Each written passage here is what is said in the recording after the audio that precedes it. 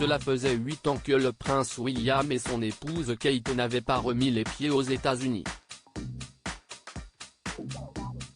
Pour leur grand retour de l'autre côté de l'Atlantique, le couple est radieux et est très attendu, mais un bémol vient entacher leur séjour. En effet, une polémique vient de surgir en Grande-Bretagne à propos d'un incident raciste survenu au palais de Buckingham.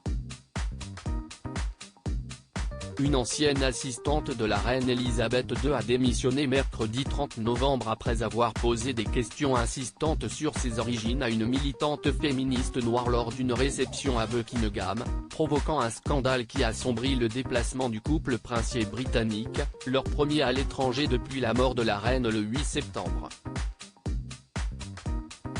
Signe de l'importance de ce voyage pour la monarchie du Royaume-Uni et son ancienne colonie américaine, la Maison-Blanche a annoncé que le président Joe Biden, également occupé avec la venue d'Emmanuel et Brigitte Macron, irait vendredi 2 décembre saluer le prince et la princesse de Galles à Boston, capitale de la Nouvelle-Angleterre et cité historique symbole du colonialisme britannique avant la Révolution et l'indépendance américaine à la fin du XVIIIe siècle. Pour notre première visite à l'étranger depuis la mort de ma grand-mère, je voudrais remercier la population du Massachusetts, et Boston en particulier, pour leurs nombreux hommages rendus à la reine disparue. Elle se souvenait avec une grande affection de sa visite pour le bicentenaire de la Révolution, en 1976, a déclaré William à l'aéroport de Boston. Une journée, 3 Lux William et Kate ont été chaleureusement accueillis par la maire de Boston Michelle Wu, première américaine d'origine asiatique à diriger la ville, et par la future gouverneure du Massachusetts Maura Healey, première femme lesbienne élue à la tête d'un État américain.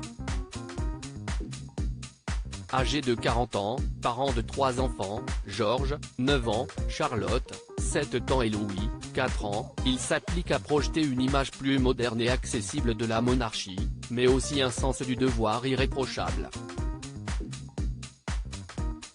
La princesse de Galles s'efforce également d'afficher son style chic avec mesure, même si elle a déjà changé plusieurs fois de tenue durant une même journée. Tout a commencé avec un tailleur sombre Alexander McQueen aux épaulettes marquées, des escarpins Gianvito Rossi et surtout des boucles d'oreilles en saphir qui font résonner la mémoire de Diana. Puis, pour rencontrer la maire de Boston, l'ancienne duchesse de Cambridge a choisi une robe en tartan Burberry et s'est réchauffée dans un épais manteau en laine Alexander McQueen d'un vert profond.